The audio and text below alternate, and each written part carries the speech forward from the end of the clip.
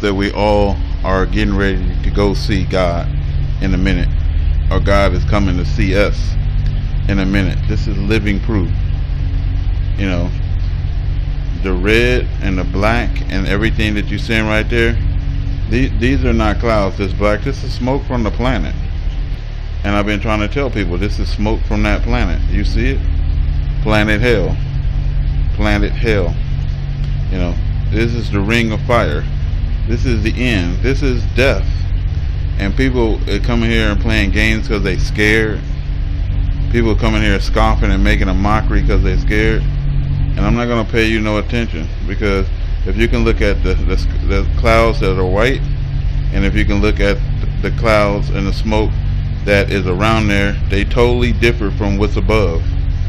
Why are they different from what's above?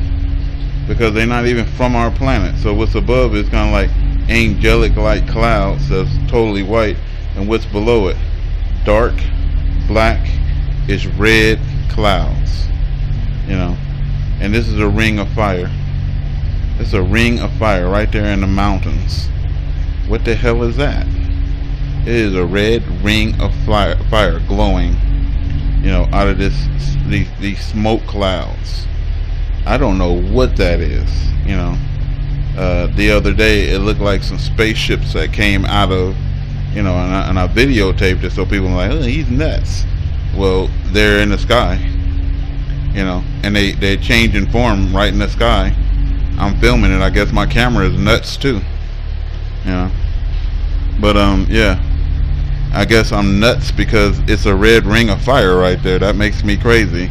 It makes me not know what I'm talking about. But this is danger. You know why? Because if the clouds above us is white and the clouds below us is black and red, that means the planet has went underneath us. When the planet has gone underneath us, according to science, not according to God, according to science, that planet is getting ready to lock onto us. And when the planet lock onto us, we are going to experience a pole shift, an earthquake worldwide that's so large that it's going to drag people underground, and things and buildings and the mountains are going to crumble. What are we looking at here? Now this is west. That was east. This is west before the sunrise. That was east before the sunrise. And what do we have? A full moon. What color is this moon? Blood red, pretty much, huh? See, you know it ain't a effect, because how's the sky blue? It is a red glow around there, iron oxide dust. And what is the moon doing? Setting in the west, right between the mountains. And the lower it gets to the mountains, the more redder it becomes. But when it was higher up in the sky, it was pretty much white, you know. Okay, now let's think about this. The sun is over there in the east, so the sun is not making this red. I wonder what's making it red. The red planet that don't exist, see, is blue, but you can see that that's clearly red, so it ain't no effect. Everything would be red like that if you put an effect on it. But it is a red cloud around this thing, or a red haze. It's so this planet is right directly underneath us. What does that mean? We may not make it to the eclipse, because the moon is going to be turned to blood. And as you see, it's turning, folks. It's turning, you know. And like I said, I can't get through to you guys. It ain't like I ain't trying to get through to you guys. This planet hell is putting. So the other day I went, usually the red is in the east. The red was all around us. If the red is all around us at the base of the mountains, that means the planet is directly underneath us.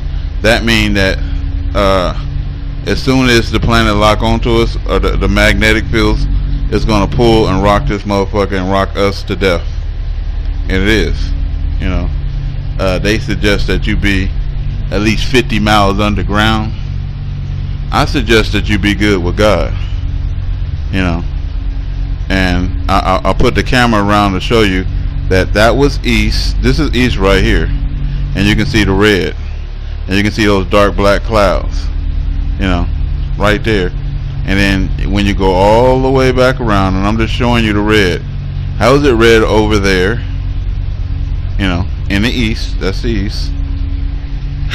And then you go look in the sky. You know, black clouds. And you go all the way to the west again. And what do you see? A blood red moon that's setting. Zoom in on it. A blood red moon that's setting. So it's blood red in the east and blood red in the west. The planet is underneath us. The electromagnetic field from this thing will be so strong because, see, as it comes up underneath of us, it's going to start and pull us toward it. And then, just like a pair of big magnets, all of a sudden it's going to lock onto us. And when it does, it's going to be like the Jolly Green Giant hit the earth in the ass. It's going to send a jolt 500 to 1,000 foot high. This is what I'm told. 500 to 1,000 foot high shock waves all the way around planet Earth. And as God said, when his feet touch the mountains, it's going to sway north and south. Get ready for it. RapTheNews. Of the earth, the great men, the rich men, the commanders, the mighty men, every slave and every free man, hid themselves in the caves and in the rocks of the mountains, and said to the mountains and rocks, Fall on us and hide us from the face of him who sits on the throne, and from the wrath of the Lamb. For the great day of his wrath has come, and who is able to stand? Now, we're going to start today by talking about the days of Noah. Jesus, talking to his disciples, and it's recorded in Matthew 24, said, But as it was in the days of Noah, so shall it be in the days of the coming of the Son of Man. In other words, as it was, and which then prompts us to go back and look at the days of Noah and find out how they really were. So let's talk about that for a little bit. We have the creation of man. We have the antediluvian civilization. And I think more and more is being learned about that time period. And you've done considerable research yourself. So let's talk about what interests you about the days of Noah.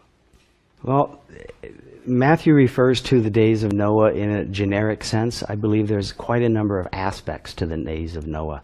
What interested me initially was the scientific approach. What caused the flood? What does the Bible say what happened to the earth before and after the flood? That gives us clues as to what happened. Is there evidence today that supports that theory as to what caused the flood?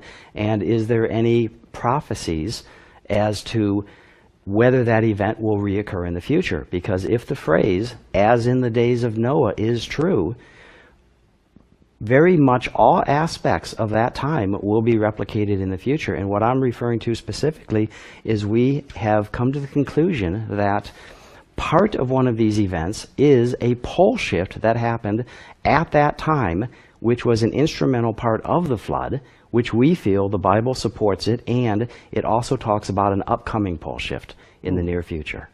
In other words, a pole shift then, which resulted in the flood. There'll be another pole shift in the future as described in Revelation. Right. But it will have a different effect than the one in the days of Noah. In fact, the Lord told Noah that he would never again destroy the world by flood, or by, I guess, totally covering it in water. But on the other hand, we read a lot of prophecy in Isaiah and other places that suggest a pole shift. I've got my Bible open here to Isaiah 24:20. The earth shall reel to and fro like a drunkard. Well, that's a graphic description of something wobbling. And for something the size of the earth to wobble, I can't even imagine. Yeah. Tell us, what you see when you look at Scripture, both in Genesis and in Revelation. Right, absolutely. The first thing is what you described. The type of pole shift we're talking about is not a magnetic pole shift, which scientists are saying the Earth flips on its north and south pole magnetic axis frequently. In fact, we have a wandering north magnetic pole. It's somewhere in the Hudson Bay right now. We're not talking about that type of pole shift. We're talking about a geographic pole shift, one that is incredibly dangerous to the Earth. It actually shifts the entire planet, as you mentioned, Isaiah talking about the planet wobbling. So let's look at the days of Noah before the flood. we find that before the flood, there's a description in Genesis 2:6 that the whole earth was watered by a mist and that there was no rain. We know because of our axis shift today at 23.5 degrees, we have weather patterns, cyclones, tornadoes, we have rain all over the planet at any given time, lightning storms. They had none of this before the days of Noah. No rain. And it says specifically no rain fell on the earth, which means the whole earth was truly watered by a mist. The only way that could happen is if the axis of the earth was parallel to the axis of the sun. So as it spun on its axis in its rotation around the sun, it became a temperate climate. From North Pole to South Pole, the entire planet was basically a paradise, a garden. There was no polar caps at that time. We also see another clue as to the pole shift is that when the flood came, Genesis tells us that the fountains of the deep were broken up. There is, of course, references to the firmament in the sky, so there is possibly moisture in the air or a canopy. There is a canopy theory, but we believe that the scriptures, even though that may have fallen, if there was a canopy, the majority of the water came from the oceans. Now, if you have a pole shift and physically, geographically shift the poles of the earth, grab the earth, shift it, it would not only wobble but then stabilize at its current axis orientation of 23.5 degrees, but in the process, the centripetal force would slosh the water from the oceans around the planet. That there's more than enough water to cover every mountain on the planet. Now we look at Genesis and we see the effects of the planet after Noah. Mm-hmm. And we are clearly being told there is a rainbow in the sky, a rainbow that has never been seen before because there's a lot of moisture in the air. This was God's covenant to Noah that he would never destroy the earth again by a flood. Could he? Yes. The oceans are still there. He could, but he promises he won't. In fact, later on in the scriptures, we learn that he says that the next time he comes, he will destroy the world by fire. During the days of Noah, it was very clear what type of pole shift we are talking about, a geographic pole shift, where the entire planet actually moves 23.5 degrees. Or the whole planet moves, in this particular case, it was 23.5 degrees. Now, there is a much, much, much more devastating type of pole shift that has never happened on the planet. It is a crustal pole shift. It is one where the axis of the earth continues to spin the way it has been, but the entire outside crust of the planet suddenly shifts around the spinning axis. Mm-hmm. Now, remember when I said that the equator, wherever the equator is around the spinning axis, is about 20 kilometers wider? Well, as the crust shifts over this, the land literally has to rip apart in excess of 20 kilometers as it moves across the new equator and collapse back over. So it literally is going to rip apart most of the planet while this is happening. Let me read to you why I believe that the upcoming event is a crustal pole shift. Let me read to you out of Revelation 6:14 the actual description of this event. This is the opening of the sixth seal. And the heavens departed as a scroll when it was rolled together, and every mountain and every island were moved out of their place. What it's talking about is, think of just a quick analogy. Islands and mountains as carrots. They're on the surface, but their base goes far underground. And if you chop off every island and every mountain, if you take this verse literally, everyone on the planet, and everyone is moved simultaneously out of its place, you have a crustal pole shift. The more liquid center of the earth, the mantle, is stationary, and the crust is being ripped away from the center mantle.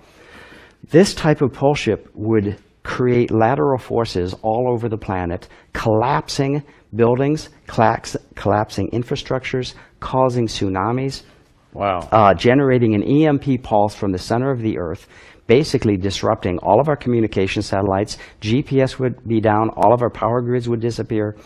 There would be massive high winds and an exponential increase in earthquakes all around the planet. And islands being moved out of their places, that's not as easy as it sounds, because if, for example, the Hawaiian Islands are above the sea, but they widen out under the water, and they're on a very firm base. Let's put it this way, they have a firm foundation. But the Bible says islands like that are going to be ripped away, literally removed from their connection. In fact, the Old Testament refers to this as well.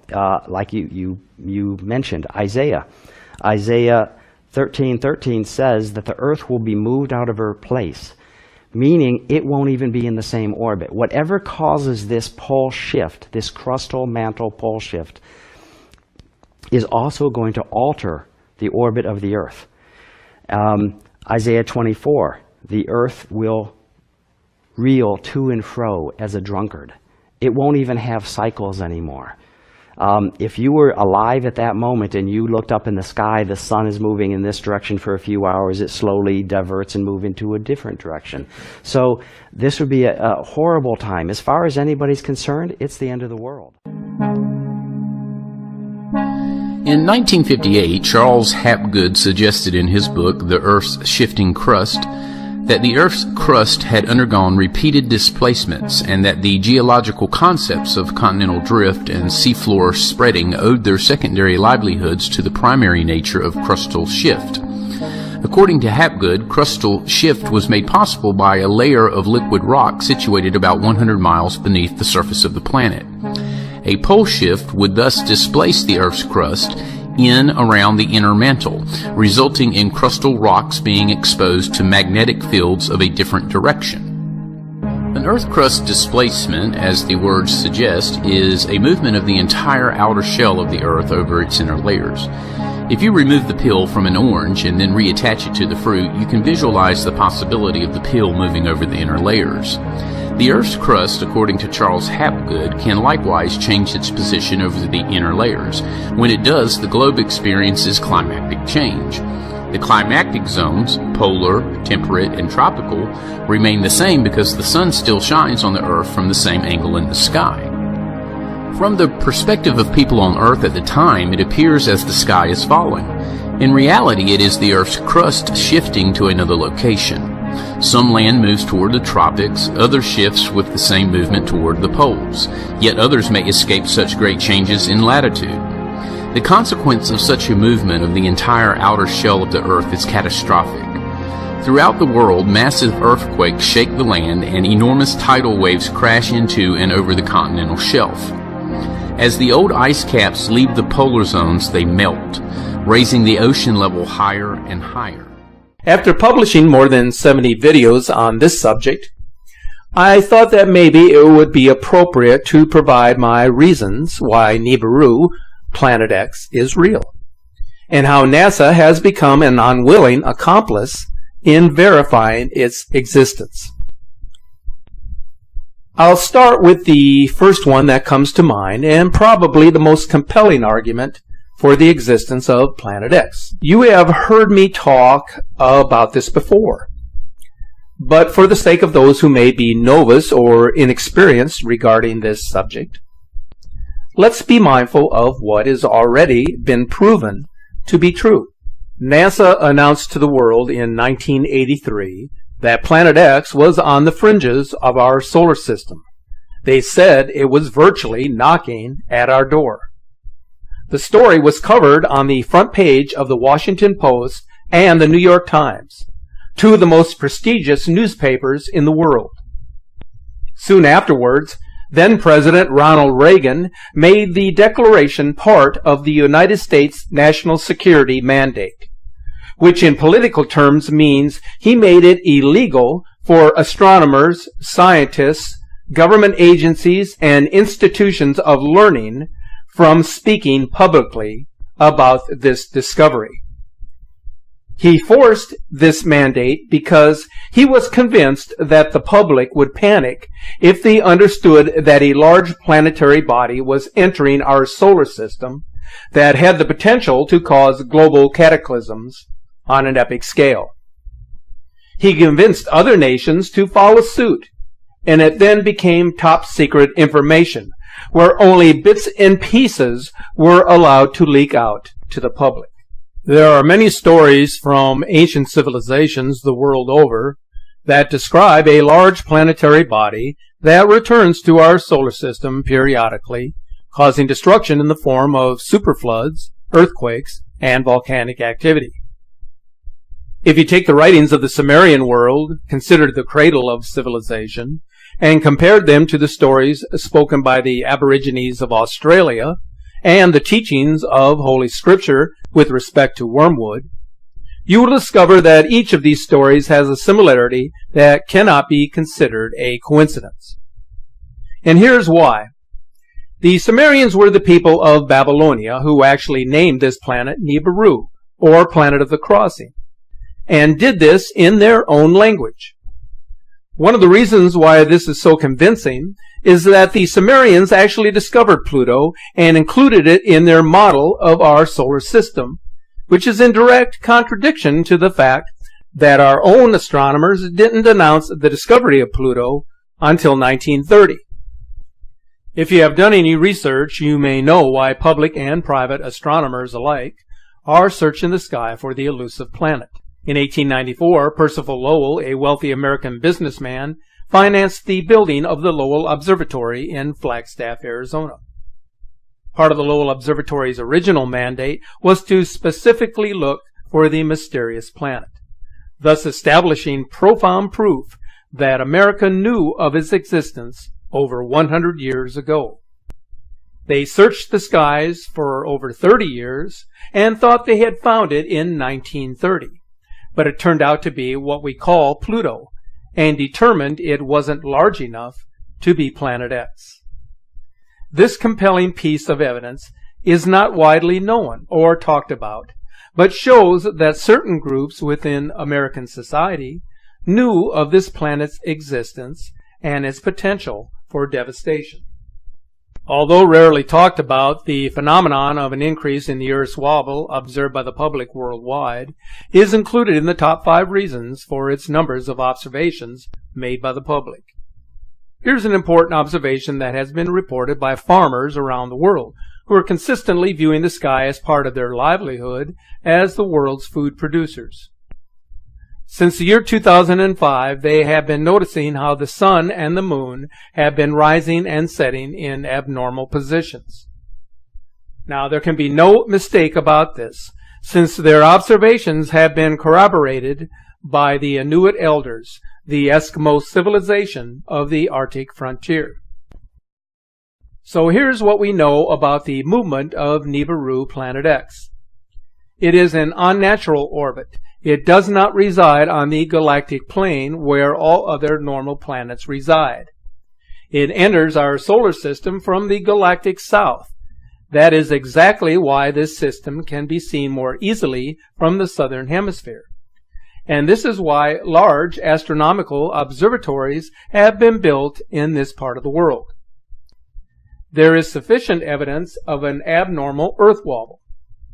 They include unusual changes in the jet stream resulting in extreme weather-related events, an increase in tectonic stress, an increase in volcanic eruptions, and the melting of the polar ice caps, which have been thoroughly documented by leading scientists and geologists. Irrefutable photos and videos of second sun sightings the world over is another evidential link that cannot be ignored. Some will say every one of these images are indicative of lens flares, unless they can be proven without a shadow of a doubt. Yes, of course, we live in a digital age of computer graphics and technology. Some can be easily faked or misidentified as lens flares or sundogs, dust smudges, or some natural phenomenon. But many are not, and those that are not fake are usually the ones that are subsequently removed. Why would you censor them if they were in fact fakes? The censorship of Planet X information is very compelling. But if something is real and is then deleted, it can no longer be used as evidence because it will be inaccessible to the public. In the past, I have had to delete a number of profound links and videos from articles published on my media news sites because they had been removed from the internet for reasons that cannot be explained. One of the most compelling reasons for the existence of Planet X has to do with the so-called secret preparations that the world's governments have been conducting since the mid to late 1970s. I talked in length about this in my previous video, which coincidentally sparked a considerable amount of interest across social media and in the channel comments section of the video description. The preparations that are ongoing include, but are not necessarily limited to, underground sanctuaries and military installations. Stockpiling of supplies, which include food, water, seeds, weapons, ammunition, gasoline, and other pertinent necessities for survival. FEMA has constructed ready-made camps in various locations in the United States, away from coastlines. The camps are sitting there empty, but why exactly were they built? For what purpose? In China, they have constructed ghost cities within their vast interior, well away from coastal areas, populated by rural residents at the insistence of the Chinese military. The construction of camps can be interpreted as meaning one thing. They are anticipating the destruction or the elimination of large populations of their own citizens.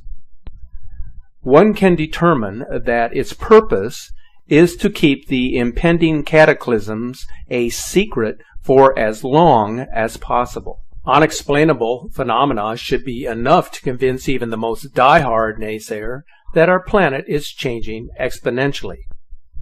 Since the beginning of the millennium, leading up to the present time, there has been a considerable increase in all of the events shown here. All of these events have one common denominator, the increase in the Earth's wobble, which can only be caused by another large magnetic influence in our solar system. But remember this one important reality. These events can be easily explained away and censored by the mainstream media and the powerful elite.